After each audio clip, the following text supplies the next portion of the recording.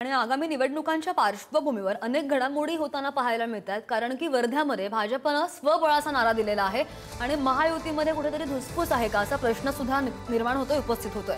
कार्यकर्त्यांच्या भावना लक्षात घेता भाजप स्वबळावर लढणार असल्याचं पंकज भोयर यांचं म्हणणं आहे। तर उमेदवारीसाठी इच्छुकांची यादी वरिष्ठांकडे पाठवली आहे आणि लवकरच उमेदवारीची घोषणा करण्यात येईल असं सुद्धा घोषणा करत पंकज भोयर यांनी म्हटलंय। एखाद्या नगरपालिकेसाठी युतीची मागणी कार्यकर्त्यांनी केली तर विचार करू असं सुद्धा भोयर यांनी म्हटलंय।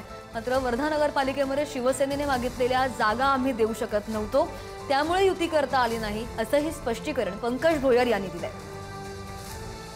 आपल्यासोबत बोलण्यासाठी वर्धा जिल्ह्याचे पालकमंत्री डॉक्टर पंकज भोयर आहे। भाऊ, काय सांगाल, महायुतीमध्ये लढणार की स्वतंत्र स्वबळाचा नारा देणार?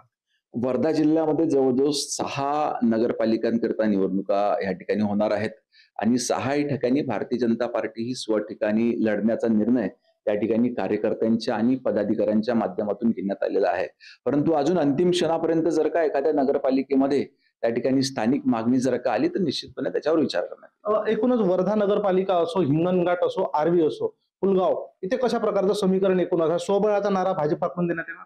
निश्चितच भारतीय जनता पार्टीच्या कार्यकर्त्यांच्या पदाधिकाऱ्यांची अपेक्षा आहे की त्या ठिकाणी भारतीय जनता पार्टीने स्वबळावर लढलं पाहिजे आणि त्याच पद्धतीनं भारतीय जनता पार्टीचं काम देखील सुरू आहे। परंतु अंतिम क्षणापर्यंत जर का पुन्हा स्थानिक कार्यकर्त्यांच्या माध्यमातून एखादा प्रस्ताव आला तर निश्चितपणे त्याच्यावर विचार करण्यात येईल। शिंदेच्या शिवसेनेकडून तुम्हाला प्रस्ताव देण्यात आला होता 33 वर्धा येथील 33 जागा प्लस एक नगरसेवक, त्याबद्दल कशा प्रकारे पाहता? काही तोडगा होऊ शकतो का? नाही, प्रस्ताव म्हणून नव्हता आला, त्यांनी जस्ट चर्चा केली होती आणि चर्चाच्या अंती असं लक्षात आलं की त्यांना जितक्या सीटा त्या ठिकाणी हव्या आहेत त्या ठिकाणी भारतीय जनता पार्टी देऊ शकत नव्हती, त्याच्यामुळे युती करता आली नाही। एकूणच उमेदवारी निश्चिती कधीपर्यंत होणार आहे? उमेदवार निवडीचा फॉर्म्युला काय असणार आहे? आमचा प्रयत्न आहे की लवकरात लवकर त्या ठिकाणी उमेदवारी जाहीर व्हावी आणि जे अपेक्षित उमेदवार होते किंवा काही इच्छुक उमेदवार आहेत त्यांची यादी वरिष्ठांकडे त्या ठिकाणी पाठविण्यात आलेली आहे। हे वरिष्ठांकडून जशी यादी अंतिम करण्यात येईल तर त्या नावांची घोषणा करण्यात येईल।